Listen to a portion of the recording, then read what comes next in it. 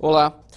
O vitiligo é uma doença causada pelo desaparecimento dos melanócitos. São as células que produzem a melanina, substância que determina a cor da pele, dos cabelos e também dos olhos. O problema leva ao surgimento de manchas brancas distribuídas pelo corpo e atinge cerca de 1% da população brasileira. É sobre este assunto que nós vamos tratar hoje no programa Em Discussão especial com os nossos convidados. A dermatologista doutora Gláucia Labinas, ela é especialista em dermatologia estética e pertence à Sociedade Brasileira de Dermatologia. Também doutora Gláucia Benuti, psicóloga, é da Divisão de Psicologia do Hospital das Clínicas, e o biomédico doutor Ulisses dos Santos Batista, diretor de pesquisas da Fundação Fluido Vital. Muito obrigado pela presença de todos aqui nesse programa em discussão especial. Você vai conhecer agora a história de Fabiola, que enfrentou o preconceito no trabalho por causa da doença. Perdeu o emprego e, sem dinheiro, teve que parar o tratamento. Por isso, a informação é tudo contra a discriminação. Já ouviu falar na doença vitiligo? Já. Sabe o que é? Uma doença autoimune, que ela é adquirida através de estresse, não é contagiosa. Isso mesmo, Tawane. Vitiligo é uma doença em que as células do sistema de defesa do organismo atacam os produtores da melanina, a substância responsável por pigmentar a pele. O principal sinal do vitiligo é o aparecimento de manchas brancas na pele que não coçam, não ardem e não doem. A doença pode ser desencadeada por fatores emocionais e, em 75% dos casos, surge antes dos 30 anos de idade. O primeiro sinal, né, da doença é o surgimento de uma mancha branca que pode ocorrer em qualquer região da pele. Pode ocorrer em face, pode ocorrer em tronco, pode ocorrer em membros. Fabiola trata as marcas da doença no rosto, mas a primeira mancha apareceu nas costas. Eu acreditei que se eu tomasse um sol, ia tampar e cobrir. Só que, na verdade, eu não deveria ter feito isso, porque causou uma bolha e um incômodo. Foi quando eu tive a orientação de outras pessoas para me procurar um especialista, um dermatologista. Aí desenvolveu na parte do rosto, que é onde me incomodou mais, porque visivelmente assim era o que mais me chocava, né? O tratamento do vitiligo associa o uso de medicamentos e uma técnica chamada fototerapia, que é a aplicação de luzes sobre as lesões. É uma luz com um espectro específico que nós aplicamos então nas áreas acometidas com as manchas. E é um dos tratamentos hoje bastante realizados no mundo inteiro para vitiligo. 2 milhões de brasileiros sofrem com o vitiligo, que não é contagioso, mas por ser confundido com outras doenças de pele, provoca preconceito. Eu já vi muitas pessoas que acham que é contagioso, que tem um pouco de nojo ou receio. E eu acho que é falta de informação, na verdade, porque a gente só tem receio do que a gente não conhece. Fabiola não se contém ao se lembrar da discriminação que sofreu na empresa em que trabalhava e que levou à sua demissão. Eu perdi o emprego. Por causa desse emprego, eu parei meu tratamento, porque eu tinha que ter dinheiro 2 vezes por semana para mim poder chegar lá no hospital. Tinha que ter dinheiro para comer, que você fica muito tempo aguardando para fazer o tratamento. São coisas simples, mas que para quem precisa é difícil. Esses pacientes, eles podem ter dificuldade de relacionamento, eles sentem discriminação, eles têm baixa autoestima e muitas vezes nós precisamos de ajuda de terapeutas, de psicólogos, para que nos ajudem a, de alguma forma, primeiro avaliar o impacto desse diagnóstico no paciente, na família e poder proporcionar a esses pacientes uma ajuda no sentido de enfrentar a doença. O Sistema Único de Saúde oferece tratamento para o vitiligo, mas o problema é a dificuldade de acesso aos medicamentos, caros e nem sempre disponíveis no SUS. Nós temos aí grupos de medicamentos, como os imunomoduladores mais novos, que há uma queixa bastante comum desses pacientes da dificuldade de encontrar esses medicamentos no serviço público. É difícil o tratamento porque não é rápido, mas vale a pena. Doutora Gláucia, nós falamos sobre a quantidade de portadores da doença no Brasil, 1% da população brasileira, mas esse número é subestimado, pode ser muito maior. os casos não são sempre notificados? Sim, sem dúvida. Não só porque muitos pacientes, infelizmente, acabam não procurando o atendimento médico, então eles acabam sendo subdiagnosticados, muitos pacientes são portadores, e às vezes até por vergonha, em achar que isso possa ser alguma coisa contagiosa, como até foi comentado na reportagem, acabam ficando inibidos de procurar um atendimento médico. E além disso, eu tenho a subnotificação da doença, mas acredito sim que esse número seja muito maior do que esse que a gente tem. Então, qual que é a estimativa? Porque 1% em torno de 2 milhões de brasileiros, que é o que dissemos na reportagem. Os dados que a gente usa são os dados da Organização Mundial da Saúde, que é de 0,5% a 2% da população mundial. No Brasil, a gente não tem um dado tão fidedigno, então a gente acaba utilizando a estimativa da Organização Mundial de Saúde. Nós temos os melanócitos, que são as células que produzem a melanina. E a melanina é a substância que determina a cor de pele, dos cabelos e dos olhos. A doença está associada ao desaparecimento desses melanócitos, que são as células. E por que essas células desaparecem? Hoje em dia, a gente tem mais de 10 teorias aceitas pelo motivo pelo qual esses melanócitos, como o Mauro falou, são as células que produzem o pigmento da pele. A teoria mais aceita, que foi inclusive comentada na reportagem, é que existe um mecanismo autoimune, ou seja, o corpo ataca o próprio corpo. Então, o próprio corpo desenvolve um mecanismo que ele ataca e destrói as próprias células produtoras de melanina. Existem outras teorias aceitas, como uma deficiência em combater um processo oxidativo. Existe uma outra teoria que as células já são previamente defeituosas e por isso o corpo acaba eliminando, mas a teoria mais aceita é justamente essa autoimune, que o corpo destrói as próprias células produtoras da melanina. Agora, a outra, doutora Glaucia, em que medida os pacientes precisam de atendimento psicológico simultaneamente ao atendimento dermatológico? Bom, eu diria 100%, né? Todo paciente que tem uma doença autoimune, a gente procura entender também as questões psicológicas, inconscientes ligadas a essas doenças autoimunes. Não existe uma comprovação científica de causa e efeito, mas é bastante evidente que a psicoterapia, ela auxilia o paciente a lidar com essas questões e vai transformando dentro do próprio organismo essa condição. Então, uma vez que a gente tem uma célula do organismo que ataca o próprio organismo, a gente tem também junto com trabalhos em psicoterapia, formas com que esse paciente consiga minimizar, né, essas ações e daí diminuir o aumento dessas manchas na própria pele. Porque acho que são dois tipos de atendimento, duas abordagens no atendimento psicológico. Desses atendimentos é relativo ao próprio estresse que a pessoa vive e que pode ser o desencadeador do problema. E o outro é o que nós vemos no caso da Fabiola. Ela enfrenta um preconceito e ela precisa de um atendimento psicológico naquela direção também.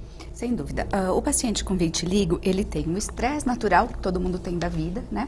Mas o estresse que ele vai sendo gerado a partir da própria doença. Então, o vitiligo, ele traz uma situação de preconceito, às vezes um auto-preconceito, quer dizer, o próprio paciente tem muita dificuldade em lidar com as questões em que vão aparecendo na própria pele, porque a pele é nosso cartão de visita, né? Então, tal como ela vem, por exemplo, no rosto, na mão, diretamente faz com que as pessoas tenham uma impressão e eu mesmo acabo interpretando que impressão é essa, o que as pessoas estão pensando. Então, a primeira grande elaboração tem que ser a do autopreconceito, quer dizer, eu preciso aceitar o que está acontecendo, aprender a lidar com isso comigo mesmo e com a própria família para conseguir encarar o preconceito social e daí reverter essa situação. Então, a psicoterapia ela é muito importante. O preconceito vem na esteira da falta de informação e a falta de informação passa pelo próprio nome da doença. Muitas pessoas olham, veem alguém com as manchas de pele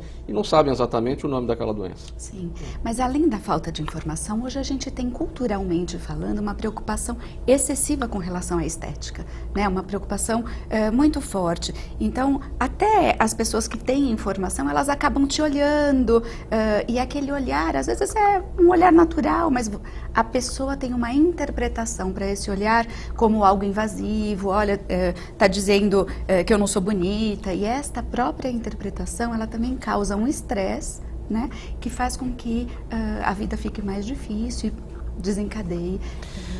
Doutor Ulisses, o senhor coordena as pesquisas da Associação Fluido Vital. O que é a associação? Como é que ela trabalha em benefício das pessoas com vitiligo?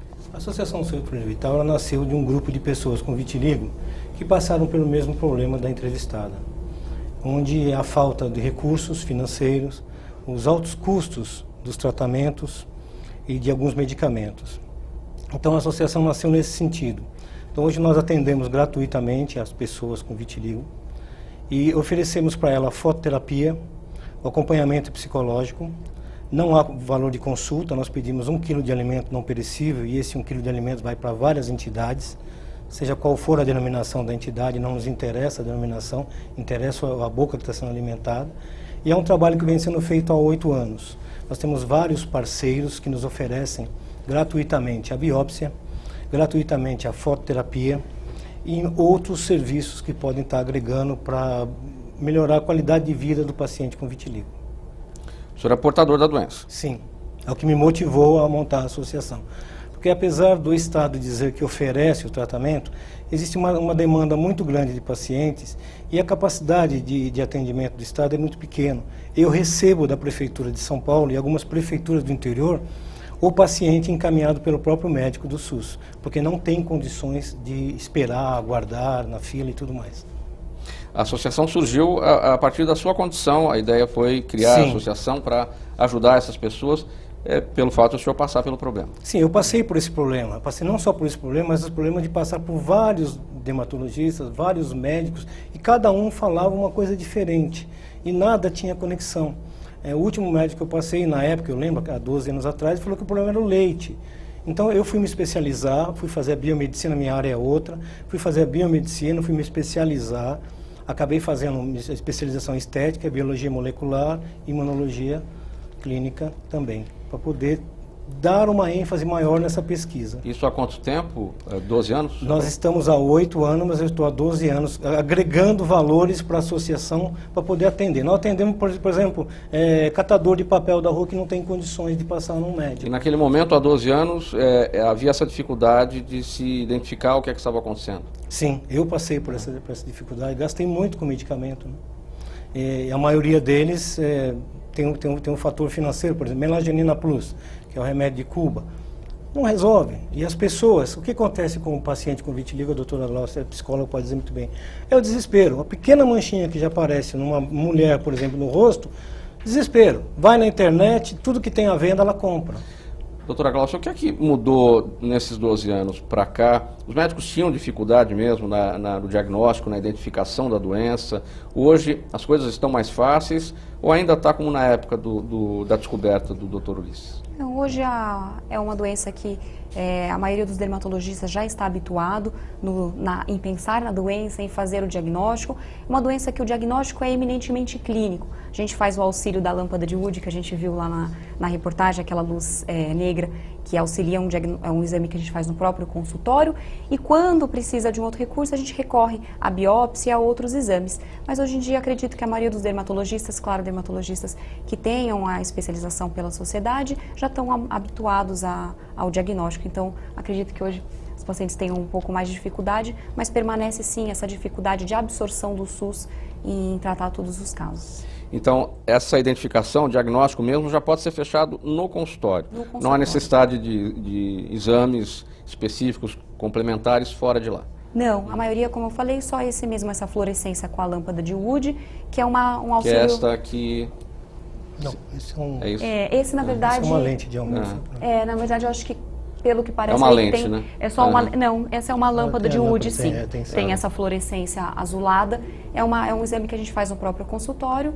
E quando a manchinha branca, a hora que você ilumina, ela fica com essa fluorescência azulada, isso já é um auxílio diagnóstico e geralmente já é suficiente. Afeta mais homens ou mulheres? Ligeiramente mais mulheres. Pouca coisa, mas mais mulheres. Por que as mulheres foram as escolhidas? O que determina? A única coisa que a gente sabe, não em relação ao sexo, mas tem múltiplos genes que determinam. Não só o fato de você ser portador do gene, não significa que você vai ter a doença. né? Porque às vezes o gene pode ou não se expressar, mas o porquê afeta as mulheres a gente ainda não sabe. Pode ter um desencadeante emocional e que doenças autoimunes costumam ser mais frequentes em mulheres, então pode ter esse viés de confusão, mas a gente ainda não sabe o porquê que é mais comum em mulheres. E geralmente antes dos 30 anos, muito antes dos 30 anos, ou pode, por exemplo, começar com a criança? Pode. Na verdade, desde o nascimento já pode ter lesões. O pico de incidência da doença é aos 20 anos. Mas desde pequenas crianças, logo ao nascimento, até idosos podem ter a doença, começar a ter a doença. Psicologicamente, doutora Glaucia, quem sofre mais quando cai a ficha, o homem ou a mulher? A mulher. Normalmente a mulher, por conta dessa questão estética mesmo, né, dessa importância dessa apresentação cultural mesmo, né, a mulher acaba sofrendo mais, ela tem mais dificuldades, ela sofre mais preconceitos também. O homem parece que é mais tranquilo, tem também o sofrimento emocional, também tem questões de estresse, principalmente na adolescência. Se são meninos adolescentes, eles têm uma dificuldade muito maior do que se são homens adultos, mas a mulher, ela tem uma questão do estresse, da depressão, também muito mais associada ao vitiligo do que os homens. Aqui na TV Assembleia SP, você acompanha o programa Em Discussão Especial. Estamos falando hoje sobre o vitiligo. Nós vamos para o intervalo, voltamos em seguida. Até já.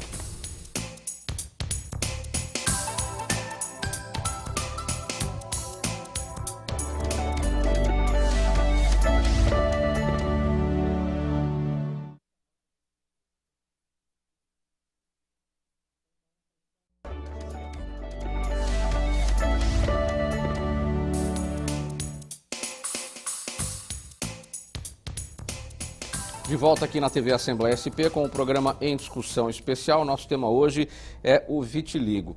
Doutora Glaucia, existem dois tipos, o vitiligo unilateral e bilateral. Qual é a diferença? Uma das classificações possíveis é essa, em dividir unilateral, ou também chamado segmentar, que ele não atravessa a outra metade, e o vitiligo bilateral, ou mais comum que a gente chama, é o vitiligo generalizado, em que acomete várias áreas do corpo, não respeita um lado ou outro, tem bastante lesão, tanto em pele, quanto em mucosa, quanto nos pelos. E quando eu falo pelo, eu quero dizer pelo, cabelo, sobrancelha, cílios. Então esse é o bilateral generalizado, que é o nome que a gente mais usa. Então significa que as manchas podem surgir de um lado do corpo, vamos dizer, um lado do rosto, ou dos dois lados do rosto, é isso? Isso, ou então desse Num lado braço do rosto e e do dois. outro lado de lá, na perna, por exemplo. E o que braço. determina uma situação ou outra? É a expressão gênica que o paciente vai ter da doença. Não tem muito como a gente prever quem vai ter, quem não vai ter e por que um tem uma forma mais grave ou uma forma mais leve da doença. Doutor Ulisses, falando da sua formação, o senhor foi movido a fazer a biomedicina justamente porque passou a enfrentar o problema do vitiligo. O senhor não tinha nada a ver com essa área, era engenheiro. Sim. Como é que foi essa história? Eu costumo dizer para o paciente que o vitiligo ele é oriundo de um trauma emocional. 99% dos nossos pacientes chegam com trauma emocional. A região onde aparece o vitiligo muitas vezes tem tudo a ver com o trauma emocional. Então, nós temos pacientes, por exemplo, com vitiligo nas partes genitais que sofreram abuso sexual. O organismo responde, tipo aqui ninguém mais encosta, que é normalmente o que acontece com uma mulher que sofre um trauma emocional. Eu tenho outros pacientes que têm vitiligo só nos olhos. Então, a pesquisa ela é muito ampla. No Brasil, é muito precária a pesquisa. Nós estamos chegando à conclusão que não existe só um tipo de vitiligo. Existem várias formas diferentes de vitiligo. E várias formas de se manifestar, mas todos eles por trauma emocional. E o meu caso foi um trauma emocional. Trabalhar com obras públicas e tudo mais, causa estresse e trauma emocional. Um belo dia, após alguns acontecimentos que levaram a eu mandar embora 80 funcionários, fechar a empresa, no dia seguinte me começou a aparecer as manchas de vitiligo. Nunca havia visto, não conhecia, não sabia. Procurei vários médicos, usei vários tipos de medicamento. Estava no começo na internet ainda, 10, 15 anos atrás, então era muito precário você procurar isso daí. E um belo dia eu resolvi fazer pesquisa científica para poder me qualificar e poder estar aqui hoje, por exemplo, falando sobre vitiligo, né? E tentando ajudar as pessoas na associação. Agora, o senhor destacou que teve toda essa situação da empresa, demissões, fechamento da empresa, e que imediatamente aconteceu o problema. O senhor associa a essa situação ou já eram traumas que vinham acontecendo e que isso poderia estar relacionado com coisas que já vinham acontecendo há mais tempo? É uma incógnita, o vitiligo ainda é uma incógnita. Eu tenho uma menina que caiu da bicicleta, ela é de Ribeirão Preto, o carro passou em cima do cabelo dela, no dia seguinte ela estava todinha branca. Um susto enorme que ela levou, segundo a mãe. Então, é trauma emocional. É possível que seja um trauma... Eu falo para o meu paciente, a primeira porta que ele tem que bater, não desmerecendo a medicina, é o psicólogo. É ele que vai dizer, olha, deixe esse trauma para lá, é melhor você ficar sem dinheiro do que sem dinheiro e com vitiligo. Tem a conta para vencer? Relaxa, calma, que tudo se encaixa. Então, vou fazer essa pergunta aqui para a psicóloga. O trauma pode ser... desencadear imediatamente, então, o problema? Então, a gente verifica que todo paciente com vitiligo, assim como o paciente com doença autoimune de forma geral, eles trazem uma história, assim, eles fazem uma relação com algum aspecto simbólico, com alguma situação de estresse, alguma situação difícil que teve pela vida. Agora, é muito difícil a gente conseguir pesquisas científicas para estabelecer relação de causa e efeito, porque eu não consigo avaliar todos os pacientes que não têm a doença e para depois fazer um acompanhamento com aqueles pacientes que vieram a ter a doença. Então, cientificamente não há como comprovar. Na experiência em consultório, a gente vê que existem associações, né? Qualquer trauma emocional, ele pode levar a doenças autoimunes ou, enfim, pela psicossomática podem aparecer diversas situações. O vitiligo, ele é uma doença que a gente percebe que com o acompanhamento psicoterapêutico existe uma diminuição clara nessas manchas, né, na ocorrência das manchas, ou na proliferação, ou no aumento delas mesmo. A gente percebe também que o paciente passa a ter uma qualidade de vida muito melhor a partir do tratamento psicoterápico, mas sempre necessariamente em acompanhamento médico, né? O psicólogo não vai fazer esse acompanhamento sozinho, ele sempre vai ter um acompanhamento médico, existe uma troca multiprofissional muito grande entre o médico e o psicólogo que está fazendo esses atendimentos, e aí juntos a gente vai constatando essa melhora, né? Então o medicamento sim associado à psicoterapia, isso é muito importante. Doutora Glaucia, existem outras doenças de pele, dermatológicas, o lúpus, a psoríase, essas doenças são também decorrentes de traumas, também são decorrentes de estresse. É possível haver o vitiligo associado a essas doenças? Uma pessoa pode ter tudo isso ao mesmo tempo?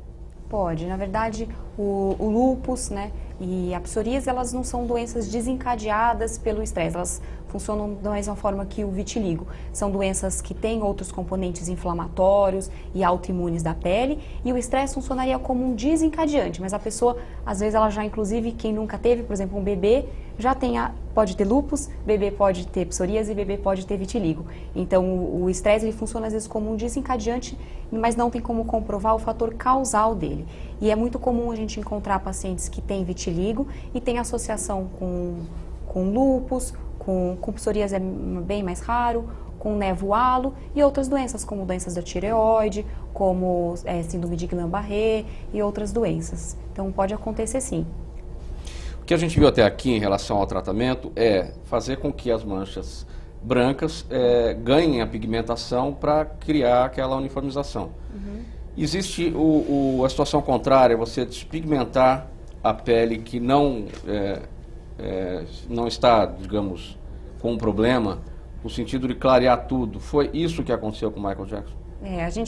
A questão do Michael Jackson fica aí um pouco complicada, a gente sabia até onde tinha um componente psicológico, né, de querer mudar o seu tipo de pele, até onde ele tinha um grau de vitiligo extenso. Hoje em dia a gente usa a medicação utilizada, é o monobenzil éter de hidroquinona a 20%, que é uma concentração bastante elevada, e ela é indicada exclusivamente para pacientes adultos, com mais de 50% da pele acometida pela doença. São pacientes que têm que seguir as orientações de fotoproteção rigorosamente, então existe essa possibilidade, mas ela é bem restrita a casos muito específicos. Mas existe essa possibilidade e o fato que a gente acredita que foi exatamente o que o Michael Jackson utilizou, né? Tem todo esse viés aí que a gente fica um pouco sem saber os meandros do tratamento dele, mas a gente acredita que foi isso que ele fez. Até uma coisa, um mistério, uma incógnita. Muita gente não sabe o que foi que aconteceu. Ele ficou branco, o que foi que aconteceu? E a gente acredita que tenha sido justamente com essa medicação que nos Estados Unidos ela é bem aceita.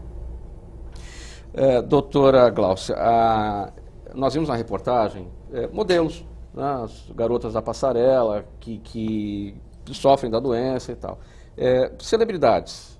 Acho que a gente não conhece além do Michael Jackson, alguém que tenha um problema agora, no momento evidente. Mas celebridades podem ajudar psicologicamente pessoas com o problema, no sentido de que elas estão aí mostrando o problema e assumindo a situação? Sem dúvida. Essas imagens que vocês passaram das modelos eu achei muito bonitas, porque elas trazem uma sensação de segurança maior, podem trazer a questão da autoaceitação, ajudar a elevar a autoestima, tirar essas pessoas do isolamento, porque as pessoas, quando elas ficam com muita vergonha, elas passam a um isolamento intenso. E aí a vida social toda acaba, às vezes adolescentes deixam de querer ir para a escola, de estudar, por conta da piada dos amigos. E se a gente tiver essa divulgação e uma aceitação maior, né, com relação à estética, não tenha dúvida que auxilie muito no quadro emocional dessas pacientes. Doutor Ulisses, o senhor tem em casa, o senhor faz o seu próprio tratamento em casa pela sua própria especialização, o senhor conhece bem o problema e teve a possibilidade de adquirir os equipamentos necessários para cuidar? Sim, nós recebemos doações, entre elas as lâmpadas, né, de UVA, emissão de UVA e de UVB, que nós fazemos a fototerapia nos pacientes, né? Nós temos clínicas com médicos que são colaboradores, ora para fazer a biópsia no ato de tirar a pele, né? O laboratório também que nos fornece. E eu, quando dá tempo e quando eu lembro, eu faço. Por que quando dá tempo? É porque é uma atividade social, então eu deixo minha quinta e meu sábado, porque sábado muita gente trabalha e não pode fazer o tratamento. Os outros dias eu tenho que trabalhar, então não dá muito tempo de correr atrás disso. Mas o meu tratamento é tratar dos outros, graças a Deus isso daí já está dando um bom equilíbrio. Mas qual foi o resultado que o senhor conseguiu nesses anos todos para o senhor? Conseguiu mais ou menos uniformizar a pele? Como é que foi? Existe uma grande dificuldade no Brasil de fazer pesquisa com seres humanos, é proibido praticamente, né? Mas eu acabo fazendo pesquisa comigo mesmo, né? Então a gente vai tentando. O vitiligo, quanto mais você usa medicamentos, quanto mais você usa o que está na internet, mais ele vai piorando. Porque você não pode fazer 2, 3 tipos de medicamentos, você não pode usar 2, 3 tipos de imunossupressor ao mesmo tempo, né? Ou é um, é o outro, ou é o outro. Então, e tem muita gente que faz loucura, tem gente que passa óleo não sei do que, enfim, várias coisas, por causa do desespero que a pessoa tem quando ela encontra o vitiligo. Existem 2 tipos de pessoas com vitiligo. A que descobriu agora e tem um pouquinho de recurso, vai para tudo quanto é lugar, tá? E vitiligo normalmente aumenta. E a que já foi em tudo quanto é lugar e já está mais ou menos sossegada e quer procurar um tratamento mais adequado, mais tranquilo, sem agredir o organismo. Diga. Que é o caso, por exemplo, de muita gente que faz o processo PUVA, que é o psoraleno, que é um fotossensibilizante, mais o UVA. A Universidade do Rio de Janeiro soltou uma pesquisa com pacientes com vitiligo e todos eles contraíram câncer de pele por conta desse processo PUVA, que é o psoraleno. Vamos só trocar em miúdos para não ficar uma situação muito técnica. O psoraleno é um fotossensibilizante. Ele vai fazer com que a célula fique mais sensível para absorver a luz. Vamos lembrar que fototerapia é uma agressão. Tomar sol é uma agressão. Por isso que sempre fala, tomar sol antes das 10 e depois das 4. Porque nesse período, a Terra ela recebe todos os raios que o Sol emana. Alfa, beta, gama e assim por diante. Antes das 10 da manhã, por incidência do ângulo, volta para o espaço, o raio C, um pouco de B, entra um pouco mais de A, que é o UVA. Então, fototerapia laser é fototerapia, lâmpada UVA é fototerapia, lâmpada UVB é fototerapia. Essas lâmpadas que nós estamos aqui é fototerapia. Não tem a função médica, tá? Mas não deixa de ser uma fototerapia. É uma agressão para que o organismo responda se defendendo. E a defesa do organismo na pele é criar a melanina. Doutora Glaucia, quando o doutor Ulisses fala que a fototerapia é uma agressão, o paciente corre algum tipo de risco, câncer de pele? Na verdade, em relação ao principal complicação, é só uma complicação inerente ao tratamento. É o risco de desenvolver câncer de pele a longo prazo, principalmente relacionado à ultravioleta A. Mas hoje a gente faz sessões controladas. Um paciente que recebe a PUVA, que foi que ele comentou, que é a medicação psoralênico associado à exposição controlada à ultravioleta A em câmeras, de radiação ultravioleta, acima de 300 sessões, pacientes que se expuseram durante muito tempo, pacientes que não fazem a fotoproteção conforme a orientação médica, ou pacientes que são com a pele muito clara, existe esse risco a longo prazo. Mas fazendo o tratamento adequado, no número de sessões adequadas, com um tempo de exposição também controlado, esse risco pode ser bastante minimizado e hoje é considerado um tratamento seguro, tanto a ultravioleta A quanto a ultravioleta B, principalmente a ultravioleta de banda estreita ou narrow band. Essa é a mais segura e hoje em dia é a mais utilizada mesmo para o tratamento do vitiligo e hoje é a primeira escolha para o tratamento de um vitiligo generalizado. Então daí a gente sabe a segurança do tratamento.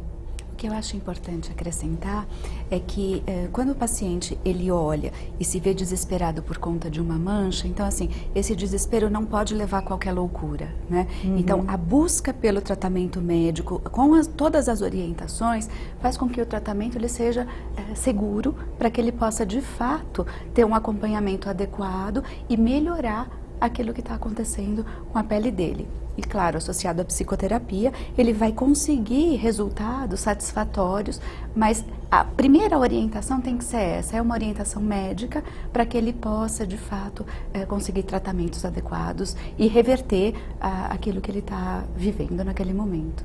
Então, o desespero não pode levar a essa questão de vale qualquer coisa, né? Só acrescentando também o que a doutora falou, o paciente ele sai da cama de fototerapia, ele tem que passar um protetor, porque se ele tiver num dia ensolarado, ele vai receber uma nova fototerapia dos raios solares, pior ainda, com todos os raios solares cancerígenos. Então, essa orientação é fundamental para o paciente. E não dá para você controlar o paciente que vai para a praia, né? Ele pode fazer as 300 sessões de fototerapia e no final de semana ir para a praia e ficar o dia inteiro esticado lá. Então, essa orientação é fundamental, porque o paciente com vitiligo, ele já não tem a proteção natural da pele, que é a melanina. Então, uma agressão em cima de outra agressão pode gerar lesões e, consequentemente, o câncer de pele. Aqui na TV Assembleia SP você acompanha o programa em discussão especial. Nosso tema hoje, o vitiligo. Mais um intervalo, voltamos já.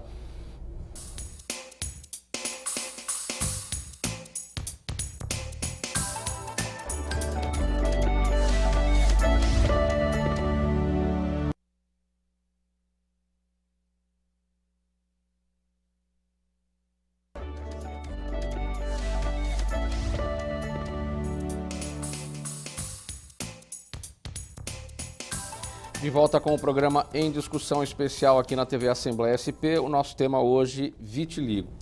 Doutora Gláucia, tem tratamentos em andamento, em estudo. A gente tem um remédio para artrite que tem sido usado para reverter a doença? Isso, o nome dessa medicação é o citrato de tofacitinib. Ele é um imunobiológico, né, uma medicação que altera um pouquinho o sistema imune. Ele primeiros estudos foram feitos na Universidade de Yale o ano passado e é um tratamento que era usado para artrite reumatoide e que acabou sendo testado em pacientes com vitiligo que tiveram uma boa resposta. No Brasil, ele já está liberado para uso para artrite reumatoide desde maio do ano passado. E para o vitiligo ainda a gente não tem utilizado muito, são para casos bastante selecionados. Então, hoje em dia, a gente usa mais para artrite reumatoide mesmo. Chamou a atenção, no bloco anterior, você tinha destacado 300 sessões. Essas sessões são com que periodicidade? Para a ultravioleta A, a gente faz uma média de 2 vezes por semana, entre 50 e 300 sessões, mas claro que isso pode ser menos conforme a resposta clínica do paciente.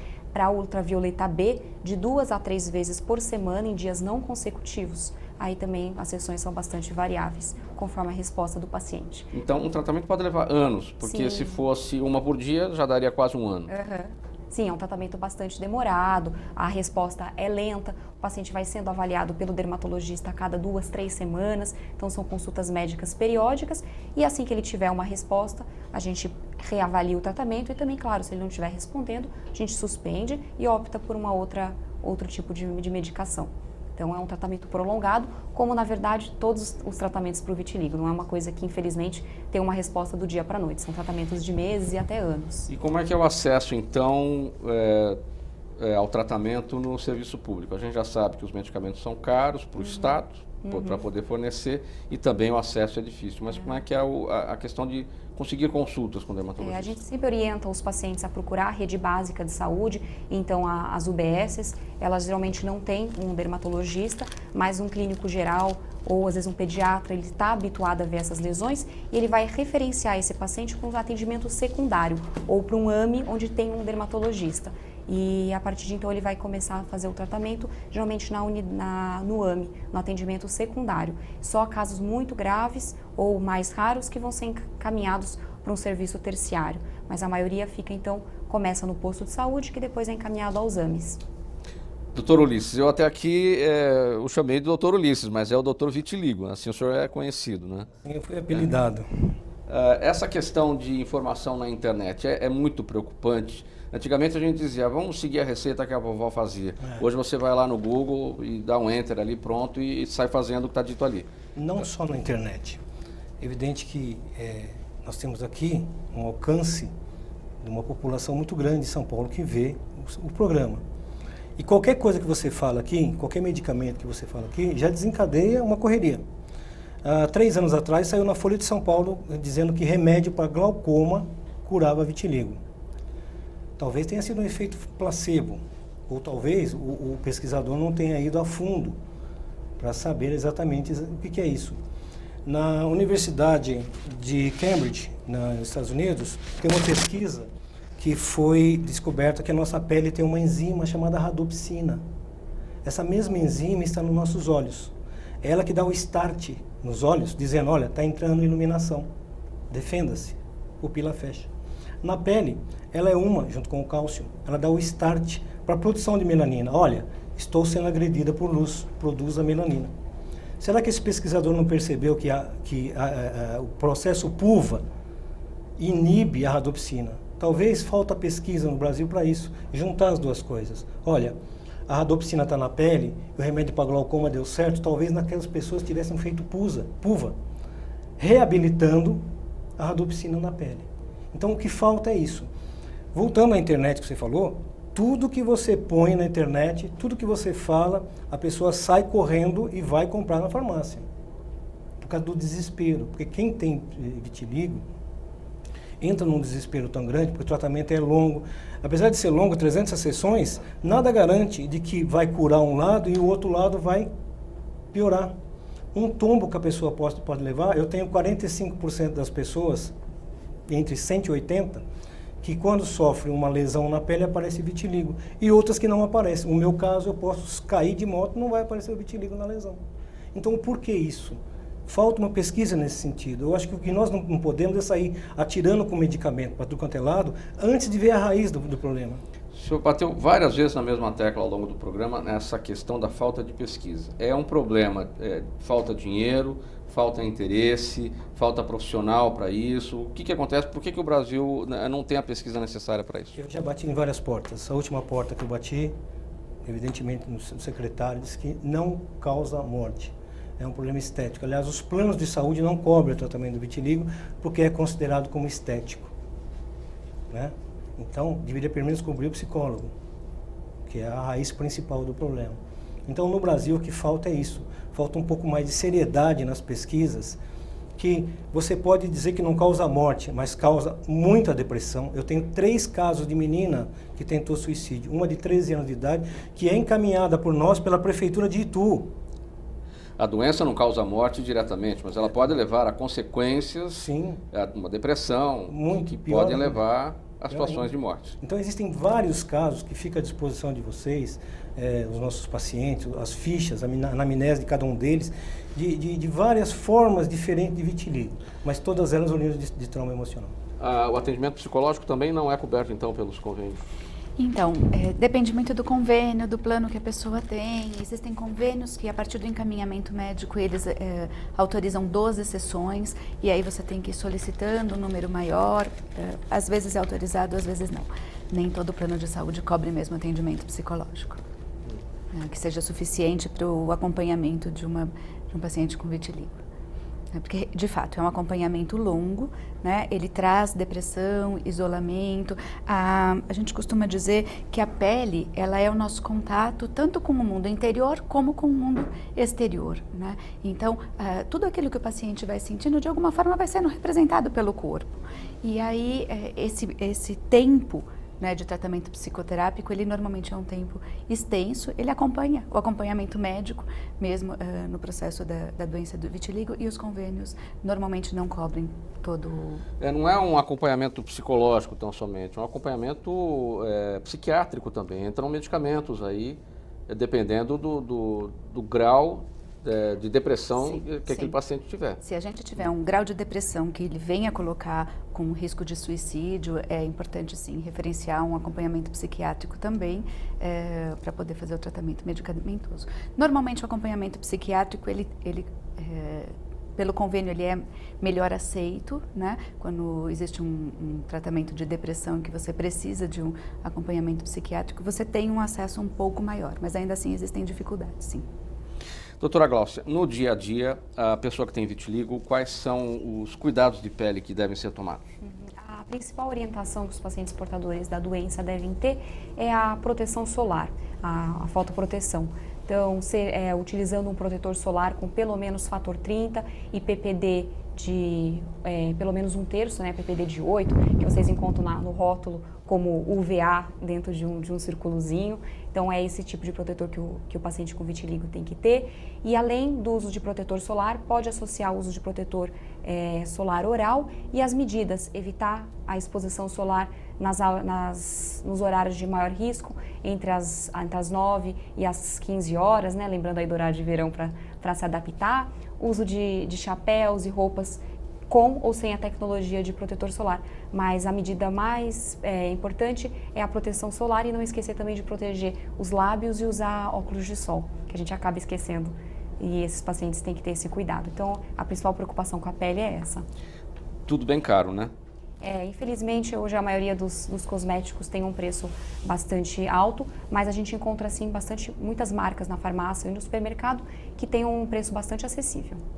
Essas roupas que já vêm com a proteção UVA, UVB, isso está se popularizando, o preço está diminuindo desse tipo de produto? Eles têm sido mais populares, o preço ainda é um pouco elevado, mas de forma geral são roupas que têm uma durabilidade bem legal, então às vezes o paciente conseguindo comprar às vezes uma peça, uma camisa de manga longa ou então um chapéu com aba circular, é um produto que tem uma durabilidade boa, ele vai poder usar por muito tempo. Então, às vezes, vale a pena o investimento para um paciente que precisa de uma proteção extra. O que a gente sabe em relação a essas roupas, por enquanto, camisetas e bonés, ou tem outras peças que já são feitas? Tem outras, tem bonés, chapéus, blusas, calças, então tem bastante coisa. Já tem, então, o vestuário completo? O vestuário completo. Tratamento cubano chamado melagenina, que no Brasil não tem protocolo, a Anvisa não libera, o que é isso? Esse tratamento ele atua como um fotossensibilizante também e por ser uma medicação que não é autorizada, a gente não faz uso. Então a gente recomenda ao paciente que não utilize e pela equipe médica a gente não faz essa prescrição. Então é uma medicação bem considerada aí off-label. Tá, mas como é que é off-label, mas como é que a comunidade médica está acompanhando o desenvolvimento disso fora, até para poder colaborar aí com os trabalhos da Anvisa no futuro em relação a isso? Tem toda a comunidade científica, tanto junto com a Sociedade Brasileira de Dermatologia e os centros de pesquisa nos centros universitários fazem a pesquisa, mas não basta a pesquisa, isso tem que ser feito pesquisa, tem que ter estudo clínico controlado por bastante tempo para a gente avaliar a eficácia e a segurança da medicação. Então estudos têm sido feitos em cima disso, mas ainda por enquanto está só na base da pesquisa, a gente não utiliza no nosso dia a dia. Doutora Gláucia, lá na divisão de psicologia do Hospital das Clínicas, que pesquisas que estão sendo feitas nessa área da psicologia? Como é que funciona? Então, as pesquisas elas são desenvolvidas em diferentes áreas. Com relação ao vitiligo, existe ainda uma dificuldade de você conseguir encontrar métodos de estudos que consigam comprovar a eficácia, né, desculpa, não a eficácia, mas que consigam comprovar o aparecimento, a causa e efeito, né? A relação de causa e efeito entre o vitiligo e a questão de estresse ou de alguma situação emocional. Então, o que a gente consegue fazer são estudos que eles vêm demonstrando a eficácia da psicoterapia nesses pacientes, e a gente consegue, por meio de estudos de caso, demonstrar a relação entre a questão do estresse, da depressão e esse acompanhamento psicoterápico, quanto efetivamente produz de benefício, tanto na qualidade de vida do paciente, quanto na diminuição dos sintomas. O tempo do programa já está se esgotando. Vou aproveitar a sua palavra, doutora Glaucia, para a sua conclusão sobre o nosso tema. Qual é a mensagem que fica para o nosso telespectador?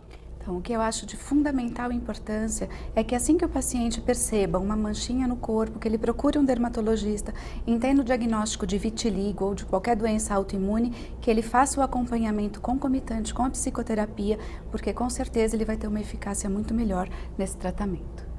Doutor Ulisses, doutor Vitiligo, qual a mensagem que fica para o nosso telespectador para a sua conclusão? Olha, primeiramente para o paciente com vitiligo, ele tem que manter o equilíbrio. Então é não te ligo a partir de hoje, tá? E um cuidado muito especial que tem que tomar, principalmente no vitiligo e em outras doenças também, é a questão do tabagismo, o alcoolismo e a alimentação, né? Nada de gordura, tem que ser uma alimentação diferenciada. Existem vários nutricionistas que podem ajudá-lo nesse sentido. E manter a calma. Procure sempre o profissional da área para poder resolver o problema do vitiligo. Doutora Glaucia, sua conclusão? Eu acho que isso, para complementar o que a Glaucia já falou, que foi super pertinente, em qualquer lesão de pele, seja o vitiligo ou não, procure sempre um dermatologista, ele vai saber te orientar em relação à doença, ao prognóstico da doença, ao tratamento adequado. E do vitiligo, lembrando que o tratamento é multidisciplinar, sempre feito acompanhamento com o médico dermatologista e com o acompanhamento psicológico, sempre procurando aí a estabilização das lesões e, se possível, a repigmentação. Para concluir, o próprio médico dermatologista já indica o psicólogo para fazer esse trabalho multidisciplinar? Geralmente sim, se já na primeira consulta a gente identifica que o paciente tem necessidade desse atendimento, às vezes o paciente já até passou por alguém, tem alguma indicação, senão a gente está aberto a referenciar o paciente, sim. Muito obrigado pela presença de todos nesse programa em discussão especial. Hoje nós falamos sobre o vitiligo. O agradecimento a você de casa que nos acompanhou. Tchau e até o próximo tema.